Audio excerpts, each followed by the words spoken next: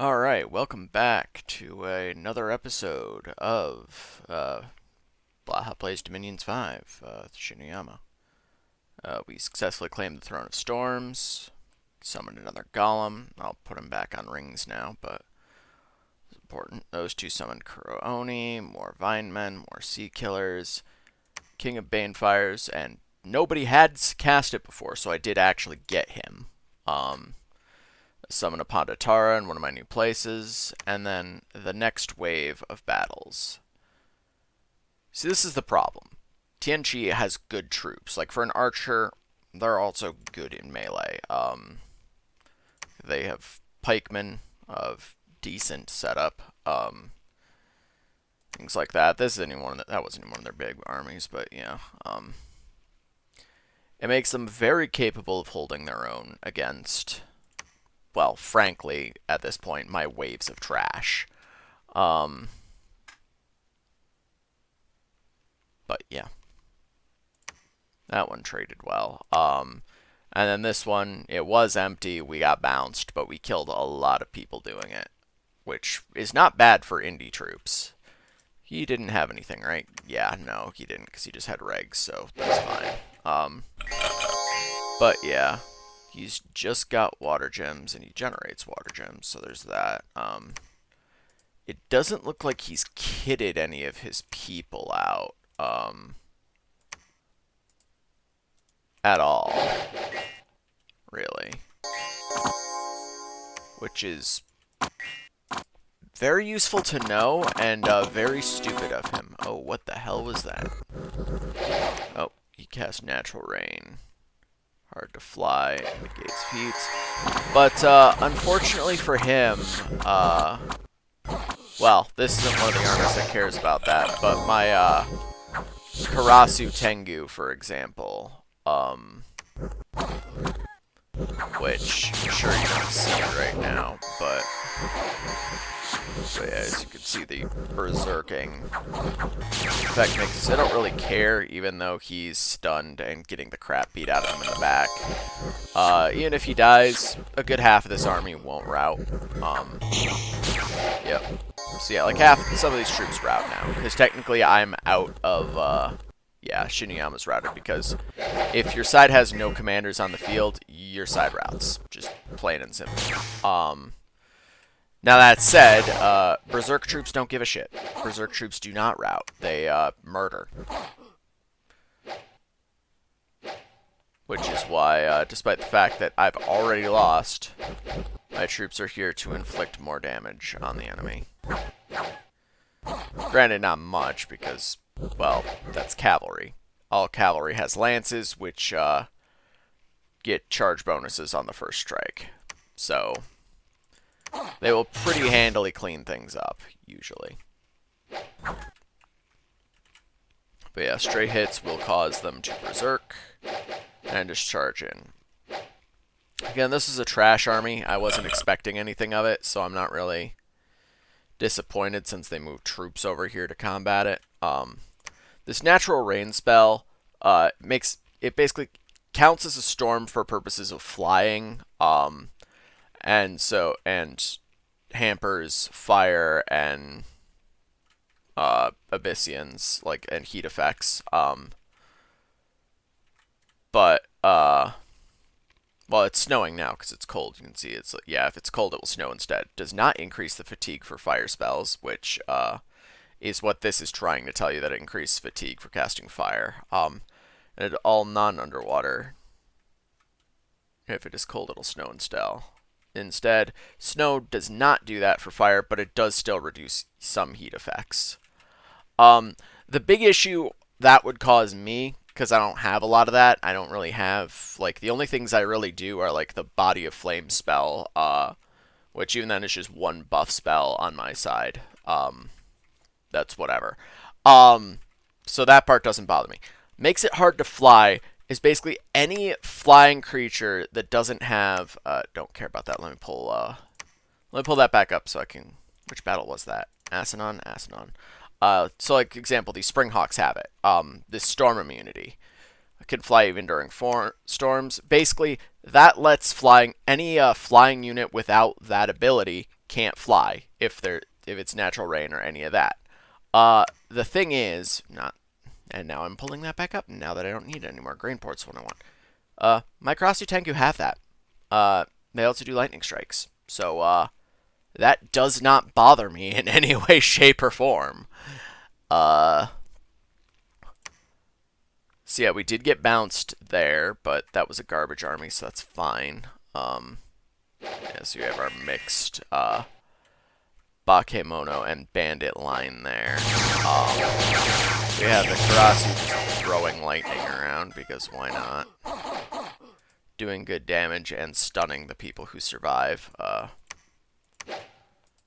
Those clockwork spiders are going to come in hot. The archers just shoot at a random squad. It looks like they've chosen those archers. As did my Karasu Tengu, who just kind of dropped down and just smite the crap out of them. Tengu are sacred, actually. I didn't realize. So, like, at first glance at the unit roster, Shinuyama doesn't have sacreds, so there's no point in worrying about a bless. I think I covered that when I was... No, actually, I think I didn't. I don't think I covered faction creation with this one. But still. So I did not concern myself with a bless because there was nothing in the unit roster that was sacred, so I didn't have sacreds as far as I was concerned. But a bunch of my summons are. I mean, my bless isn't bad. Don't get me wrong. But it's not a great bless by any means. So let's see. This was him trying to attack me. So is he prepared? He has gems, but he's still just himself with no gear. That's, in a word, unwise. Also, these guys, they have good health. They can absorb damage, but they have no protection. Low stats. You need to mass them or they're just kind of pointless. Like, again, one random shot just took out, like, more than a quarter of his health, closer to a third. Now, they are large, so they're a decent response to people who rely on things like Minotaurs, who do trample. They can't be trampled. Yep, and he gets away. He's the only thing that gets away. And I take as much damage from friendly fire as I do from the enemy, but that's neither here nor there. Another one of the offshoots of my spamming province defense is people like this. So like you see stealthy, the value is an estimate of the number of patrollers required to have a 50% chance of discovering. If we go to any of those places, patrol strength, it's pretty high. This one I might actually, since they did that, bump it up. So now, like, and they give a patrol strength value. So, with high province defense, not only do you reliably stop random bullshit like barbarians trying to take your places, but anyone tries to, like, scout your area or do anything, tend to get found out pretty quickly and killed in short order. So you effectively, so like clearly they got in here, but that's neither here nor there. I think with that in mind, we're actually going to have you start going that way. I'm not too worried about the siege. It's well behind the lines now. And then this is where most of their army is now, which is concerning.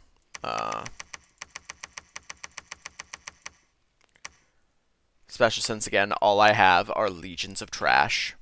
And I need my legions of trash to carry me. And that appears to be a bit better than trash. Footmen, dispossessors, Imperial Horsemen, Ministry Guardsmen. Those are decent troops. They're not great Tianqi troops, but they're decent troops. More importantly, though, that Earth Serpent is Python, who is their god and an Awake Expander. Yeah. Python, Master of Rock, Patron of all Bards. Actually, what is my buff? My my bless buff. I've completely forgotten. That is not what I need. Actually, I could probably just right-click my god because he has that. Oh yeah, there's Anthrax. So yeah, that's one of the reasons I wanted him is because he is Banefire. He has this nice Banefire shield. Armor piercing. He's ethereal. He has the heat aura. He's heavily fire resistant. Fire 4, Death 3, naturally. So that's before any buffs, so you know. Give him a Skull Staff. Now he's Death 4, Fire 4. Give him a Skull Face. He's Death 5, Fire 4.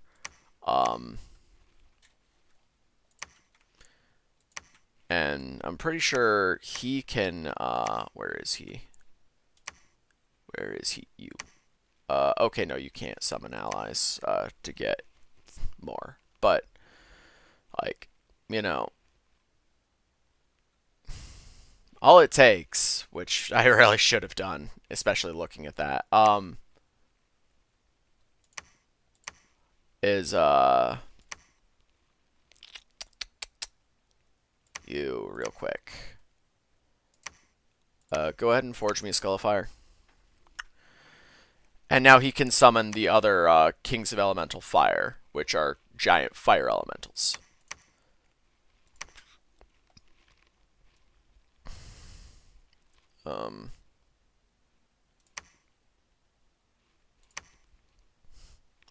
And of course, I like how he can summon himself. If you ignore again the small problem that he's unique, so only one person. Now, one of the nice things, I don't know if that's a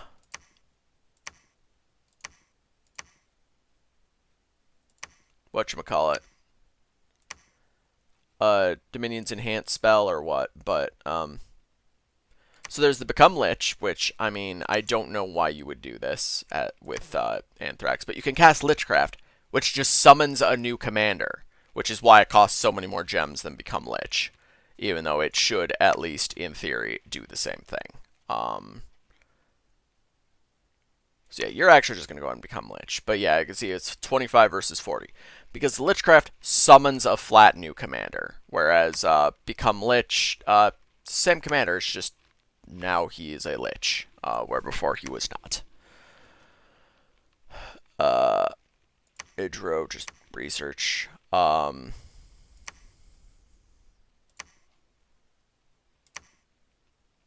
So yeah, now you, monthly forge slave matrices. I believe I have that. Yeah, that one person is constantly forging berries of Gaia, which is good because that's the ratio you want too, is 2 to 1.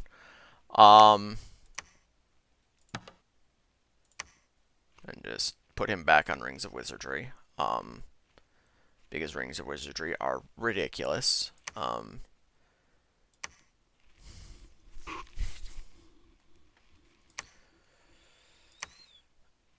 at this point, with them moving there, we can afford to move him there without worrying too much. See, this one actually makes sense. See, this is an unforted lab. I don't pretend to understand those ever, for the most part, unless it's something like this. Sages Guild. Enables the recruitment of sages. Sages are good indie mages. Sure, they have that recruitment points too, but 85 gold, upkeep 68 for 15 research points. They are some of the best researchers in the game. Oh, this is a garbage scales Tianchi. What the fuck? Whatever. Oh yeah, so what are my bless effects? Because I've completely forgotten. Morale, precision, shock resistance, poison resistance, fire resistance, cold resistance, defense skill, reinvigoration, spell penetration, and extra combat speed. Okay. That's not bad. So yeah, now knowing that most of my national summons are sacred, well, not most, but like the Tengu at least are, that's quite good. Quite powerful. Abusable, one would say. One might say. Right, that's just because that's the army he had on him. while you're here, build a temple, because why not? I might send him over there to also finish kitting that place out so it can summon in a Pandatara and start getting, you know, the good stuff. Well, what good stuff it can. It doesn't have a lot of draw. But still. So the war with Tianqi is going fairly well. We got bounced there, but in 2 turns of advancement, we've taken a fair stretch of territory, and are moving to take more. Again, since money just isn't an issue, I just go ahead and any place we take that's like taken, just slap a crap ton of defense down. Just not gonna worry about anyone coming for it. Like, not gonna let them take it back. Just no, not at all.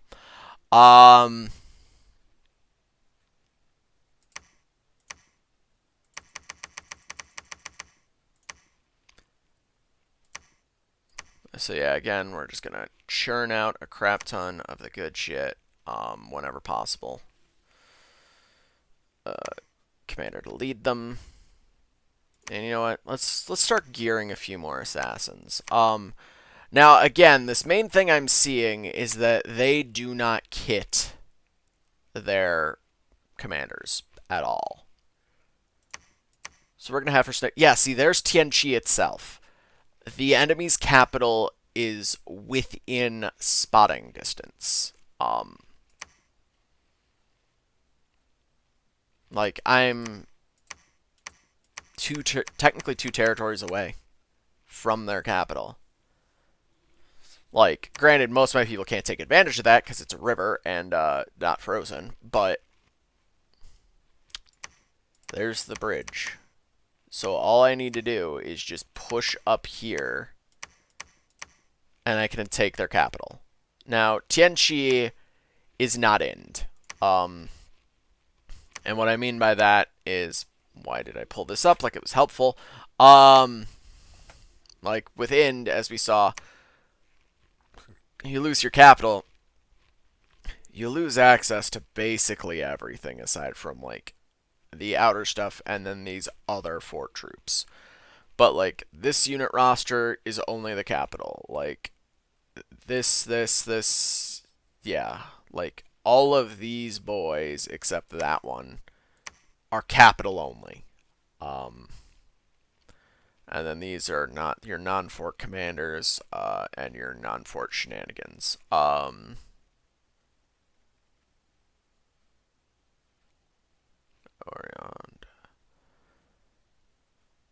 So yeah. So they lose so much if they lose their capital. Plus, capitals are usually just good provinces. Tianqi doesn't. Tianqi loses access to Imperial Alchemists, which is actually pretty important because both Imperial Alchemists and Celestial Masters, which they also lose access to, they lose access to these 3, and then just the Red Guard. The Red Guard is their only sacred troop. They also have Strength of the Spring, so they're more powerful and get extra health in the spring, but that's neither here nor there. So they lose access to their only sacred troop. Summons, as I'm sure you'll notice, the Celestial Servants were sacred. So they have summons that are sacred, but that's their only sacred troop is capital only. And they lose access to these 3 as well. These Prince Generals, the Celestial Master, and Imperial Alchemist. Still have access to Alchemists of the 5 Elements, you know, all of this stuff, which is good. All this good stuff they still have. Prince Generals, they're good leaders. 120 leadership, plus 2 morale, can break things up into 4 squads, so they can do formations pretty simply. They are sacred. Strength of Spring, so they are essentially this in general form. So again, they lose their 120 leadership leaders. They only have the 80 ones now, if they want just troop leaders. They have eunuchs if they are fine with going 40, but eunuchs are support at best. You don't want them leading troops. They do have access to their apothecaries, which are disease healers. They're alchemists of the 5 elements. Like, they still have all this, but these 2 much like my Bakemono sorcerers, can become immortal. Now, for them, their immortality spell isn't tied to a location like mine is. Um,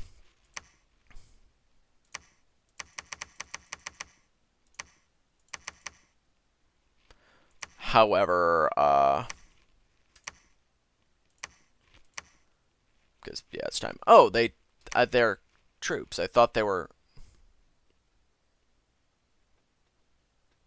I thought they were commanders, which is why I thought it didn't do anything. So wait, does that mean I can literally just hold the phone?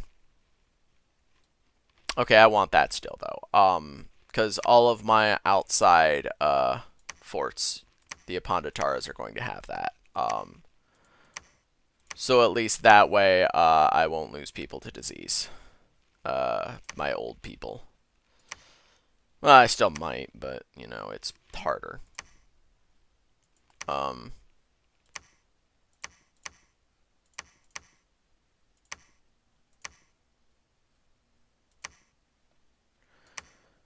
but yeah, okay, you're gonna build a temple.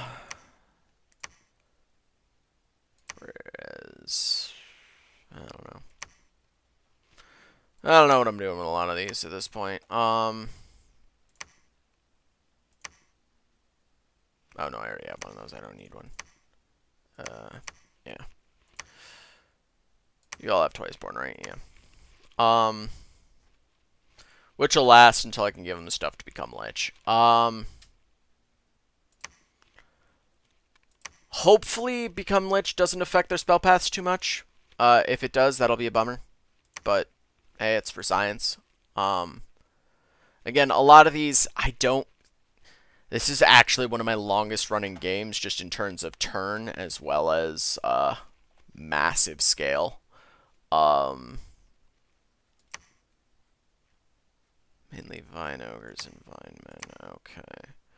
So if I was feeling petty, I could push Naba right now. I'm not going to, because that hasn't worked yet.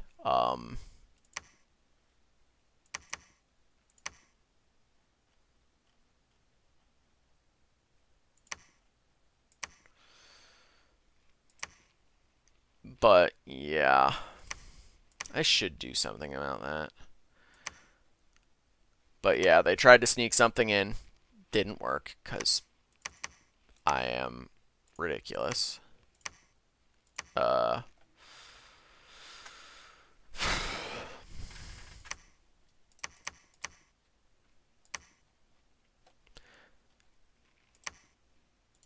that's the real thing with it. With the way I have my faction set up is even if, say, you know,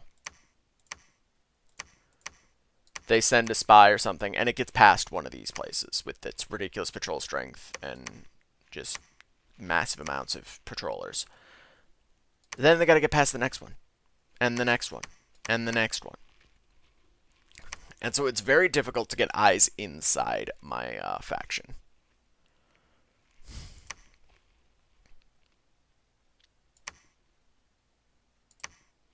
That said, I will be sad if Masakata dies. If he dies, he dies. Like, that's just how it be, but... Actually, you know what? See, now normally this creates an issue which causes a penalty, but commanders don't count as bodyguards don't count as a squad. So now, no matter where I put him, he will be surrounded by 5 dudes whose only goal is just to make sure he doesn't die. And, you know, my archers, while their main whole thing, or the Bow of War actually doesn't count as magical in terms of damage, that's neat, but they're not bad in melee either. They have ridiculous range, and they're not bad in melee. 17 proc, 21 health, good single damage attack. So he probably will survive with that. But that said, I haven't given him anything like, you know, my unholy rape machine boys here.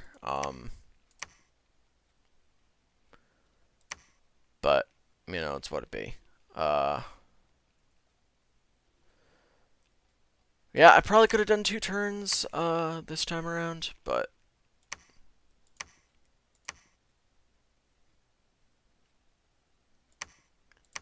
have you build a lab too. Like, there's kind of a reason for Shinuyama, namely to do that at least in, mountains, because worst case scenario,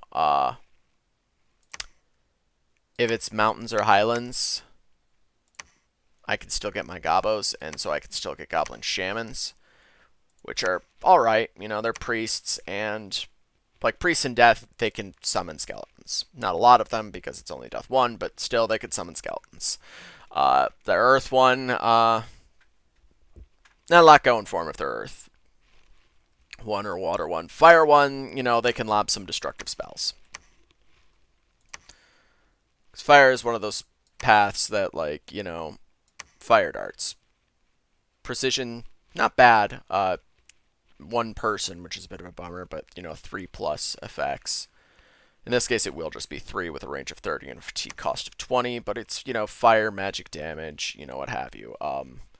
Maybe give him a Skull of Fire to bring him up to 2, so we can cast, like, Fireball, Area of Effect 1, 1 whole square, 16 with Heat Shock. So, tires people down. You know, that could be useful underwater if you give him, like, Rings of Water Breathing and a Flaming Skull and pull shenanigans. But, again, Earth 1, the really only good things you can do with Earth 1, because, again, he only has access to 1 path. It's going to be 1 thing. Like, he can cast, like, the Earth Grip is a single target. Like, that's part of the problem. Like, all you can really do with level 1 is, like, cast Iron Skin and then resist lightning on yourself. Like, you can buff yourself pretty decently, even with just 1 point of iron. Iron, Earth. But aside from that, that's it. That's all you've got, really. If all you have is 1 thing of Earth, is, like, you buff yourself, and then you just kind of look around the battle and go, wow, that's pretty bad. Because, again, Bakemono Shamans, even if you, like, buff them to, like, high proc, which, with Iron Skin and resist lightning to negate the downside of Iron Skin, they'll have good proc. They have no hit points. They have no attack skill, no strength, R8 defense, decent magic resistance, no morale. They're not combatants. You, like, even with the earth magic buffs, they're not combatants. They can't do anything with that sort of buff. So yeah, now we have Kuro Oni spam.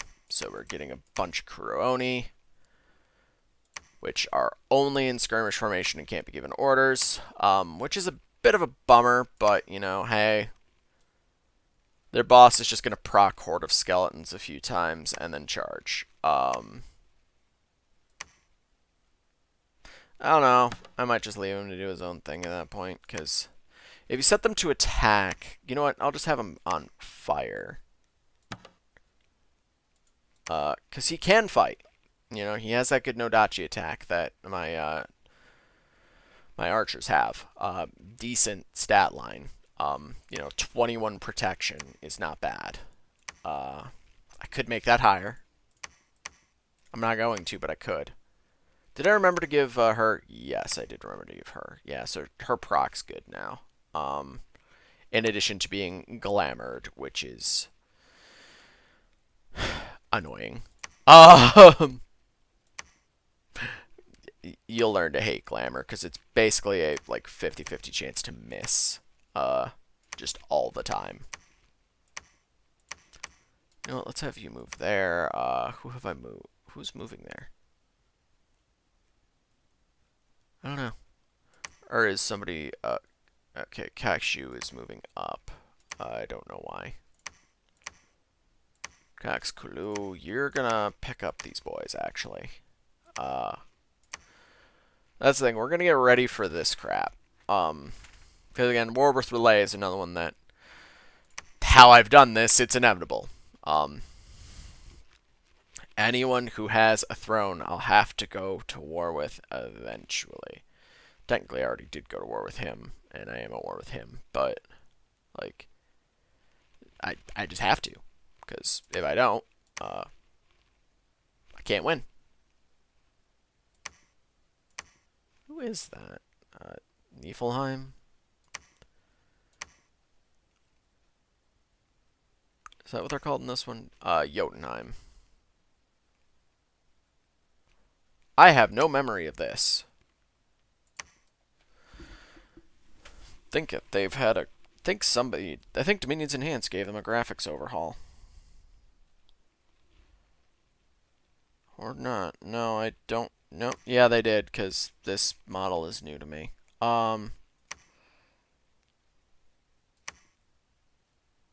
They have some...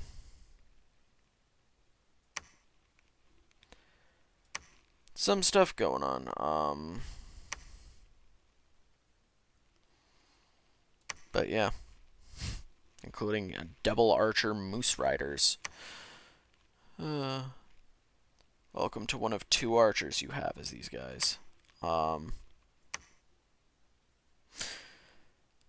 Yeah, Therm's good. So yeah, this is probably the newer Dominions Enhanced stuff. Like I said, I updated my mod files for Dominions Enhanced. The only thing it's really done for me in-game is make turns take 1,000,000 years, which is whatever. That's normal. Like, you don't have to see that, you don't have to worry about that. But apparently, some factions got complete graphics overhauls since, and yeah. Yeah, I'll have to go to war with a lot of these people.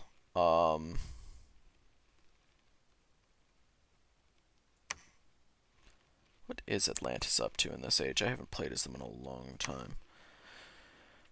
So they have access to war lobsters. War lobsters are scary. Coastal forts, soldiers of the deep. Okay. And then, yeah, initiates and witnesses of the deep. Okay, so they have access to some mages above ground. I don't know why. And deep seers.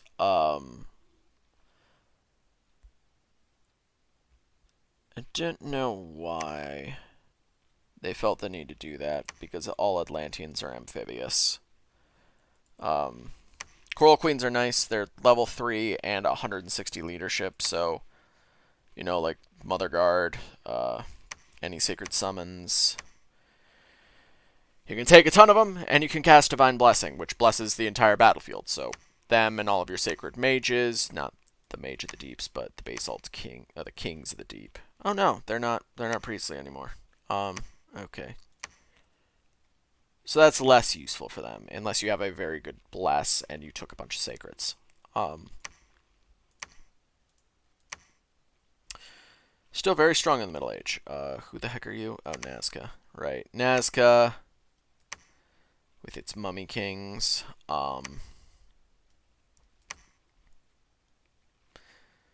And this bullshit. Yeah,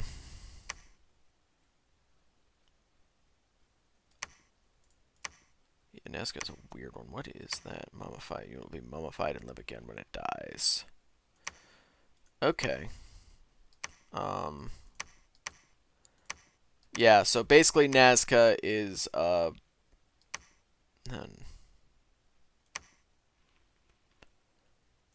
basically bullshit undead Kylum with some Mictlin going on. Anakites are fucking ridiculous. These are the single scariest units in the game. 2 attacks, big chunk of hit points, good protection to start with, ridiculous strengths across stats across the board. Strengths across the board works too, but yeah. Good proc, shields, 2 attacks. So this is where you go if it's very normal to see them with completely and utterly garbage scales and an awake god so they can give ridiculously good blesses. Because that's without any buffs. And Divine Blessing with a Prophet hits across the board. And now you have just however many of those just destroying everything. Now again, Anakites, which all have that same relatively nice situation, but Imans are the best. Are cap only, but so they're harder to mass, but mid to late game, you're goddamn terrifying as them. Okay, so yeah, we've got that, which is whatever. We will have to fight them at some point. Fabors that give supply. But at dawn they're like alive again, which is interesting because that doesn't give them immortality. Oh, it does give them immortality. That's actually hilarious.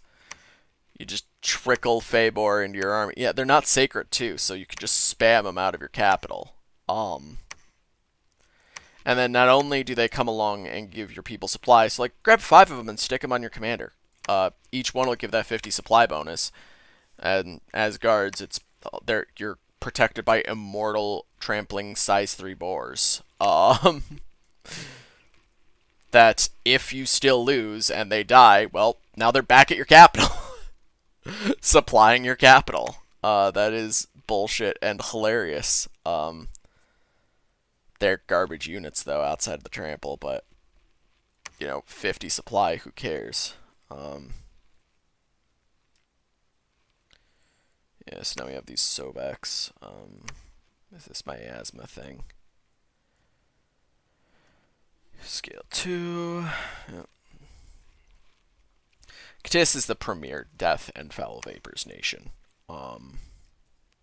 They are part of the meta at this point.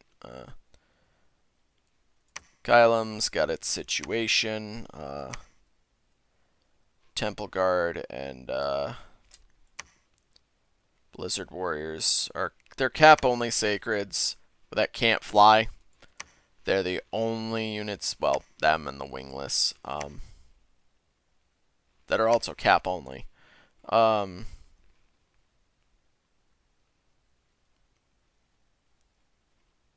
so they have ridiculous morale. They don't have any of the buffs that their normal units do, and they're not sacred, though.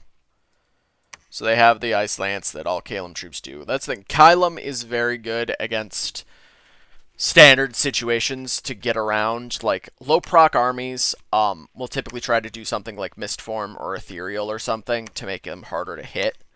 Kylem doesn't give a shit about Ethereal. That magic damage ignores Ethereal. And that Ice Lance, Ice Spears, what have you, every weapon, all of their melee attacks are magical. The Blizzard Warriors are more cap-only sacreds, but they have magical range damage that does frost. But that's the thing. Excuse me. So they just don't care about Ethereal. You bring Ethereal units to them, you will get rolled. Mammoth size 6 tramplers, ridiculously good. No ranged attack, but that's fine. Again, the big thing you have to worry about with tramplers is if they rout, then they might trample your own units. But most Kylem units can fly. That means they're wherever they want to be already. Probably in front of the mammoths raining havoc in the back lines. So, at that point, you just have to worry about them trampling your commanders, which is a very bad thing. Don't get my flippancy about that wrong. It's a very bad thing if that happens, but yeah. So yeah, Abyssia are good friends over there. Lots of fire magic, some good earth. They also have astral and blood, which is very good. If they used it correctly, I would be in trouble, but they're comms and it's uneasy, so they won't. Namely because Astral and Blood is the cross path you need to cast a ridiculously good spell. I can actually pull it up right now. It's in Blood Magic. It's not none of the horror stuff, though it can be. No, it's all the way down here. Astral Corruption. Blood magic being banned in ancient times, like this is why it's frowned on. Fabric of astral space becomes tainted with blood. All spellcasting uses the tainted arcane and attracts the attention of horrors. Every time a non-blood magic ritual is cast or a magic item is forged, so like, my small domestic factories of magic items, there's a chance that a horror will show up and attack the mage. The spell lasts until someone dispels it or the caster dies. Casting the spell may have unforeseen ill effects on the caster, but that's so literally any spell that isn't in this school. So people like me who have very little, virtually no access to blood. Again, actually, I'm pretty sure even my Dione or Death, not blood. Correct. So yeah, so I have no access to blood magic. Aside from that one hero who is long dead now. Because I just kind of threw him out there, and he got unlucky. But because I wanted to get rid of him because he caused unrest, and now I have multiple things that cause unrest, and I'm casually ignoring it. Huh. Make of that what you will. But yeah, so factions like me, if Abyssia cast Astral Corruption, I would basically be forced into a war with them immediately. Because any and all spellcasting I do, so like this Awakened Vine Men stuff, all this magic forging I'm doing, I should have someone like forging a few things constantly. Because I would like to gear... Okay, yeah, he is that. Those two are doing that constantly, which is good. You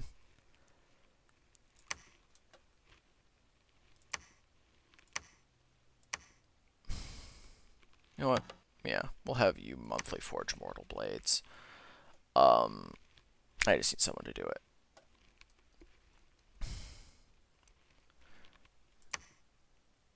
Because I'm at the point now. Actually, where's one of my Boots of Quickness. I'm at the point now, and again, they've demonstrated themselves enough now, where my first thought is, assassins could be very good here. None of the units I encountered, oh, they have moved into that bay. Alright, I need to start getting more troops then.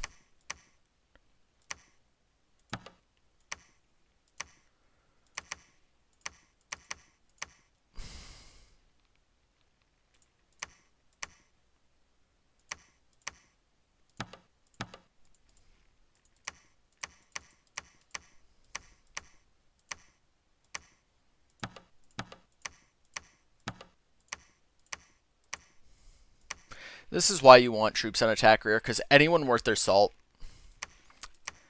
aside from some commanders like those guys who are kitted out to be up front doing damage at all times, they're like commanders are going to be behind the troops. They want to keep them out of harm's way. So attack rear is a great way to do that. It's also why if I can find my Karasu Tengu army, it's probably this guy's. Yeah, you'll notice I have them in the way back. Now they're flying, so that doesn't bother them at all to be in the way back like that. But they're holding an attack rear. So if anyone has an attack rear order at the start, just a flat attack rear, not a hold an attack rear, they're going to target this squad because it's furthest in the back. And so then when they inevitably fly to the enemy's rear, anything on attack rear is going to get turned around because they're still targeting this group and try to fight them. It's a great way to stop people from attacking your commanders.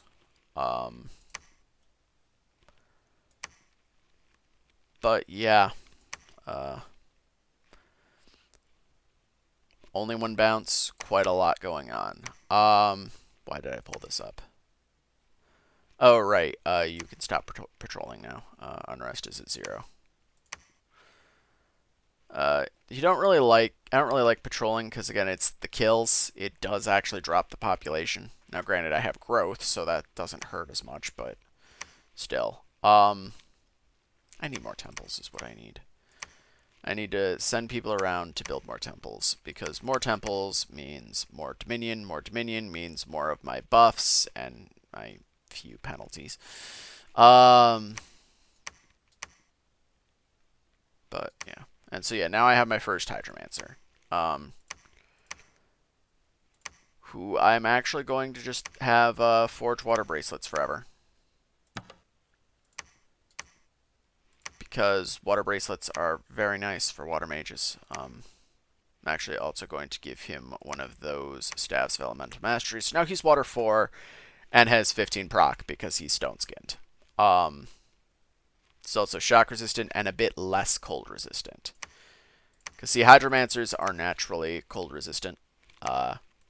But stone skin, every one of those skins has a weakness. For example, bark skin brings proc up to 10, the natural proc, so before armor, and not counting armor, up to 10, but it makes you weak to fire. Stone skin brings it up to 15, but makes you weak to cold, and iron skin brings it up to 20, but makes you weak to shock.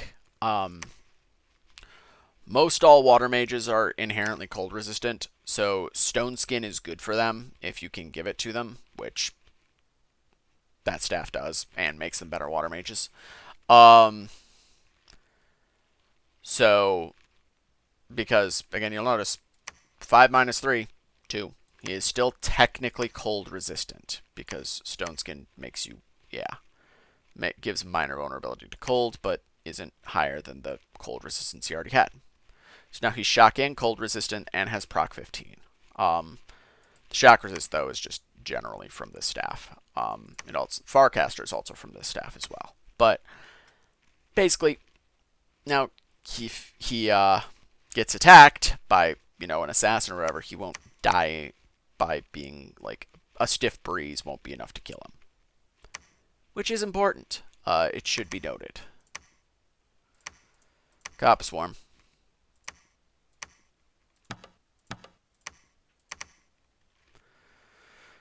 That being said, you're just going to hang out there. He is just going to keep slowly amassing sea killers as well.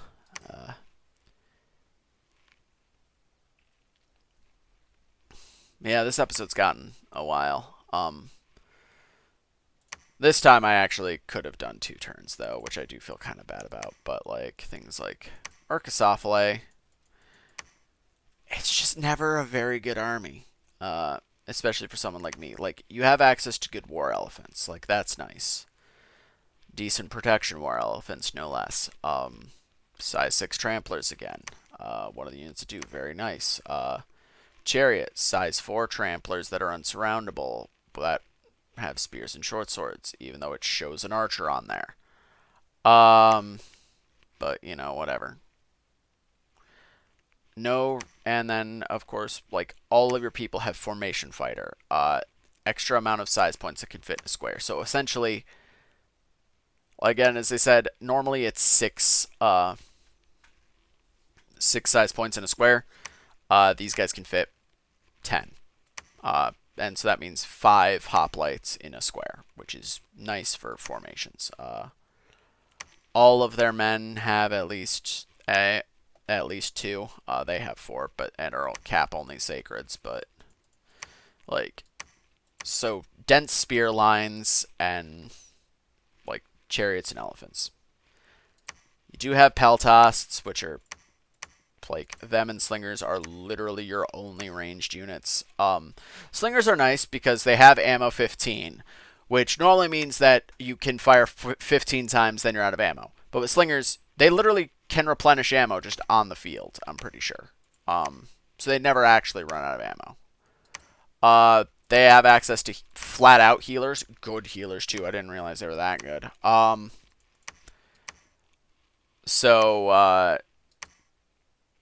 Afflictions aren't that scary. Like, yeah, get a Strategos with 120 command, and then slap, the Akarusa on there, and you're good. He won't get diseased and die because healer. Mages are pretty weak though, and again they don't have a good ranged accompaniment. They're basically an underwater nation on land, and that's just as bad as it sounds. These guys are meanwhile ridiculous, and I love them. Longbows are wonderful. Longbows can hold out because they are some of the longest ranged bows. I think my true shot bows are better. But yeah, this is a modded magic item. Modded unit with magic item equipped. Base, you will never run into something with a higher range than this, except Arbalists from Ulm. Technically outrange it.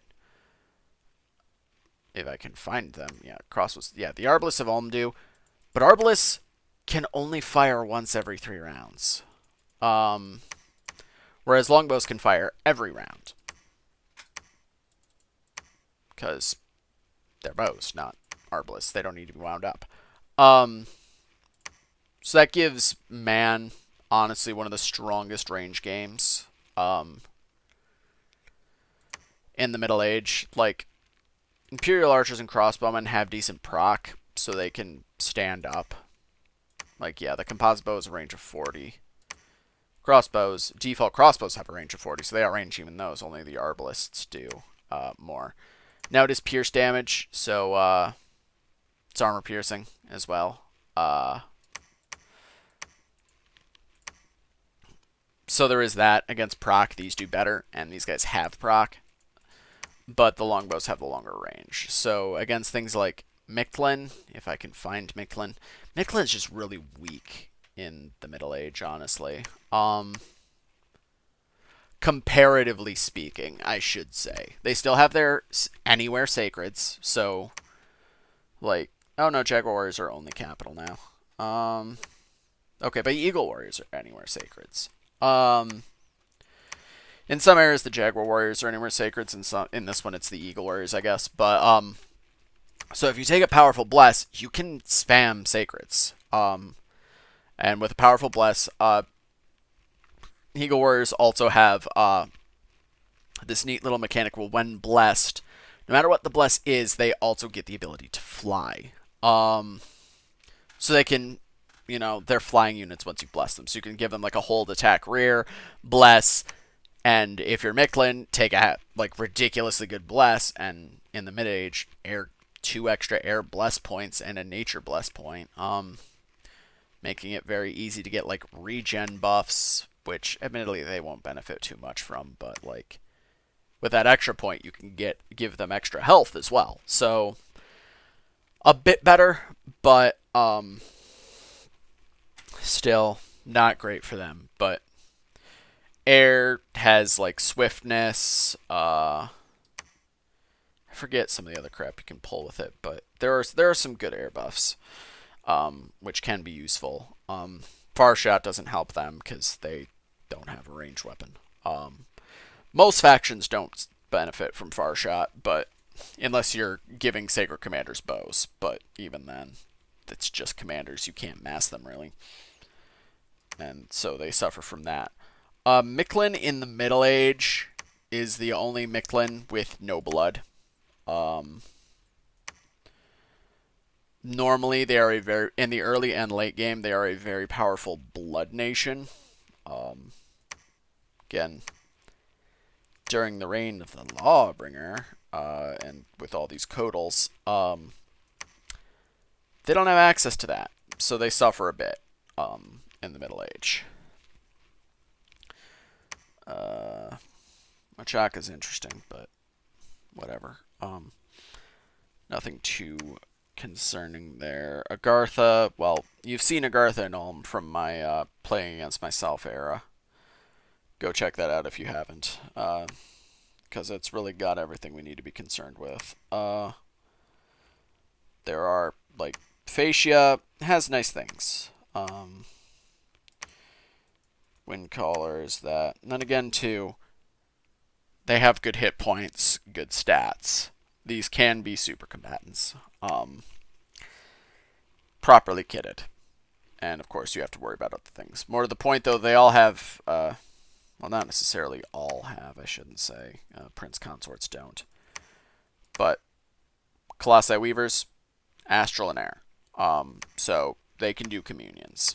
And they can do communions well, especially given that, they're Colossi, they have decent hit points. Give them a Coral Blade, Ring of Regeneration, and, like, a Girdle of Strength or something, and they'll last a while as Communion Slaves. Colossi Queens will be your Communion Masters because they're Air 2, Water 2 already, on top of being Astral.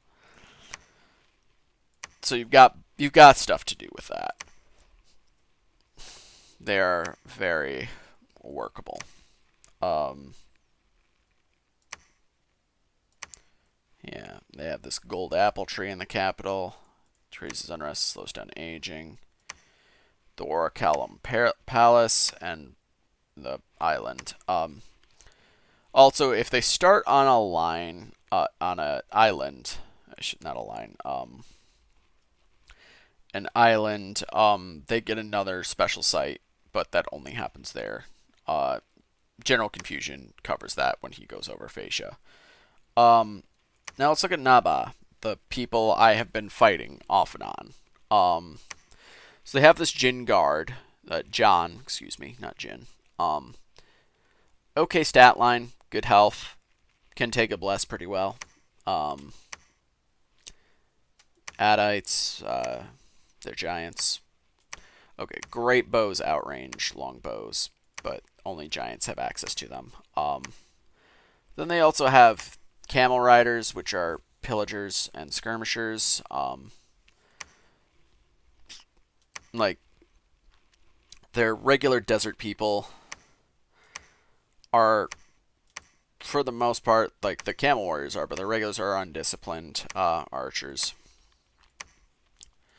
And so with sheiks, tax collectors, pillagers, so you can use these guys to raid. They're good raiders. I don't have to worry about that, though, because, again, water. They've sent, like, the Makaribs a few times. Sahirs a couple of times. Good paths. They are sacred, though they're not priests. Sacred is relevant because sacred reduces upkeep. They haven't hit me with any of these. These are concerning. They can hide the number of troops they have. They have glamour, so it's harder to hit them. They are weak to iron and salt, though. So applying that stuff, touched by cold iron, yeah. So they'll take extra damage from those sources, basically. Made of ordinary, non-magic iron. Arrow doesn't count. But yeah, so regular units will just casually cleave through. So my Tengu are actually great for getting rid of these, unless they've taken extra steps. Now, they are ethereal, which is very hard to hit with non-magic. So that kind of negates the magic. Now, salt only comes from a magic item that's throw salt. It's a Dominion's Enhanced thing, I'm pretty sure, unless they've added that to the main game, which they could have. But yeah, so they have decent mages, of which very few can come fight me. They have, yeah. So how do they get Rings of Water Breathing anyway? These don't have access to water. These don't have access to water. I might have found some indies with water, but I'm drawing a blank as to what it could have been. Because there just aren't that many water indies that aren't already underwater. They do have water, though. The Great Dam gives them water gems. But they don't have pathing for it. Odd. Oh well. This episode has already gone on an hour. Jesus fucking Christ. I am so goddamn sorry about that. is quite a lot. Okay, so they have, yeah, the mermen in coastal forts to make up for the fact that they have basically nothing. Um, that goes above land. These are the Tritons. Uh, Oceania is basically underwater Pelagia. Like, not Pelagia, Pangea. Nothing fancy about that. Just flat out, that's what they are.